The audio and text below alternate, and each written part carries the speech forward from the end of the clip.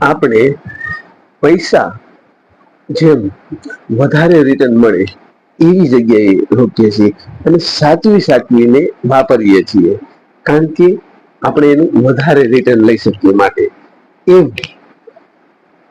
Energy પણ એક એવી વસ્તુ છે કે એ પૈસા કરતા પણ વધારે સાચી રીતે એનો વ્યય ન થાય એ રીતે ઇન્વેસ્ટ કરવી જોઈએ અને ખોટી જગ્યાએ એ રોકવી ન જોઈએ.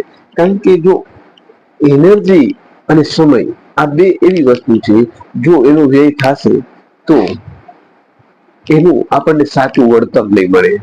પરંતુ જો એનર્જીનો યોગ્ય દિશામાં ઉપયોગ કરવામાં આવશે તો આપણે મહત્તમ વળતર મેળવી શકીએ, કોઈ પણ ક્ષેત્રમાં વળતર મેળવી શકીએ. અને જે રિટર્ન આપણને અનેક રીતે ઉપયોગી હોય છે. તો આપણે આપણી એનર્જીને બચાવવા માટે ખોટી જે કોઈ પણ પડોજણ થાય છે એની અંદર ન પડવું જોઈએ અને આપણી એનર્જીનું આપણને લાગુ પડતી બાબતોમાં અને યોગ્ય રીતે અને યોગ્ય દિશામાં જ એનો ઉપયોગ કરવો જોઈએ.